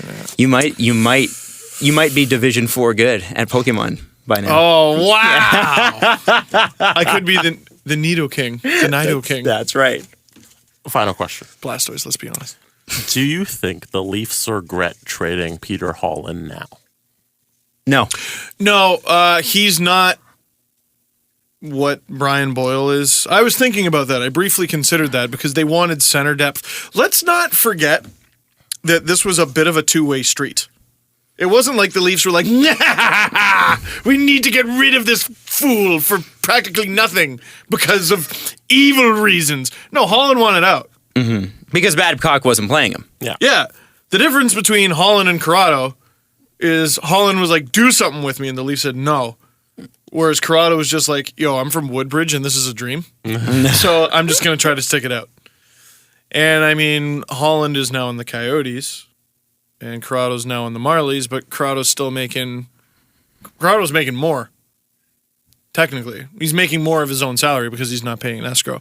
No, I don't think they regret that at all. I don't think so either. I don't think, even if... Like, do they regret trading Byron Frais? He's got all these goals in the American Hockey League. They didn't need Byron Frais. They needed someone to play like Boyle. Mm-hmm. If they were purely going by AHL production, they would have called up Frais way ahead of Gauthier. But no, they needed a guy someone in that who role. can do what Gauthier does. That's all I'm saying. Or better than what Gauthier does, because I don't... He looked better? He looked better. I think he's going to get there. I think he's... I'm comfortable with him as the Leafs' fifth center. Next season? And this. Okay. And this. Okay. I mean, your replacement guys are probably not going to be as good as your guys. Mm-hmm. If they are, you did a really good job. But I think if you're a team as young as the Leafs, sometimes you leave a little bit on the table when someone gets hurt.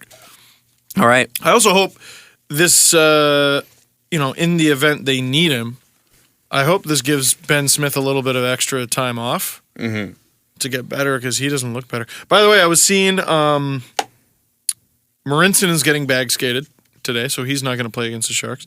Ben Smith is getting bag skated, so he's not playing against the Sharks. Gauthier was in the practice lineup, but odds are he will be replaced by Brian Boyle.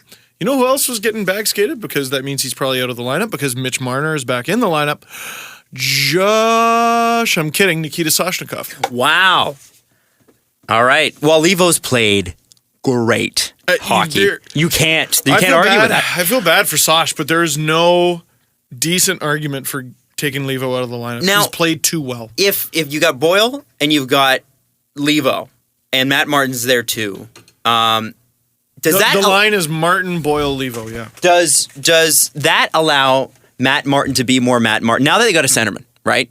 Now that they got a centerman, does that allow Matt Martin to be the guy that he should be, which is a room maker but not a play driver? Because they never really had a play driver in the center position, it seemed like that line was just discombobulated. Now they've got a guy who's got positive course, he can win faceoffs, can kill penalties, I guess play the power play apparently. Well, and he's got a goal scorer's touch. He's got, got 13 goals this year? he can score goals. The way I picture that, let Levo carry the puck. Let Brian Boyle maybe bang in a rebound if Levo didn't score. And if the puck goes into the corner, Matt Martin smooshes him. It's a good fourth line. Boom. Yeah. There you go. What's the move to get Marner onto the team? Saj sits. Yeah, there you go. You don't need to send someone down? Because he comes off IR. Oh, Gauthier might go down. Carrick is on IR. Oh, yeah. I wonder if something happens with Ben Smith between this show and the next. Mm-hmm. I can't imagine he has much trade value. I was a little bit surprised to not see him on waivers today. He may still go. He may still be on waivers. They may put him on tomorrow or something. It's all very interesting. It's all very, very interesting. All right, well, guys, this is exciting. Trade deadline. We'll come back and we'll have more trades. But we won't. Here, we need to do one last check of reporter Chris's timeline. Anything. No, we need to check NHL Insider Man's. Oh, you know what? You're right. Smart Insider Man. Insider Man. Quick, let's check Smart Insider Man. Adam, you're going to be able to stay up for a 10:30 game today? I am actually because even though I do have to be on BT tomorrow, it's only for one segment, so I'm going to be able to do it. I am. I'm talking about the trade deadline. Very exciting development in Rogers Radio that I can't really talk about until tomorrow. Whoa. But it's a very exciting development that cannot go online today, but it's exciting. Guys, this is breaking. Smart Insider Man tweeted at reporter Chris. And he added him. Oh, so everybody can He see wanted that. everyone to see the truth. Mm-hmm. He said to reporter Chris, I heard you're looking for the truth, ... Oh. Something is cooking, What? and Smart Insider Man has the inside track on the truth. By the way, how does Smart Insider Man have 3,300 followers? Do you know how long it took me? 3,370. It took me like 37. 3 or 4 years on Twitter before I had that many followers. It took him literally 3 or 4 days. Hey. There's another trade. Oh, what do we got? What? Daniel Catanacci. Oh, Dan Catanacci. He's Italian. I wouldn't expect you to know how to pronounce the name. From the Sabres. Some bibbity boppity. To New York. For Matt Bodie. Cool. Matt Bodie, I have heard that name. Okay, so it's mostly a minor league deal. And Yeah. John Shannon tweeting 24 minutes ago, hearing Garth Snow has at least 2 offers on Yaroslav Halak. Teams looking for quality backup. NYI would have to retain salary. We got to end the show because it sounds like we could just sit here and something would happen every 15 minutes. We also have to end died. it because I'm going to pee. Oh, okay. So- Well, that's fair. So I love you guys. Happy trade deadline. Nobody's getting any sleep over the next little bit. Twitter's going to be lit. Let's have some fun. See you Thursday. Yeah, baby. Follow the guys on Twitter at Steve_Dangle, at Adam WYLDE, and at Jesse Blake. The Steve Dangle Podcast. Brought to you by Panago Pizza. Order at panago.com and stuff your face with deliciousness.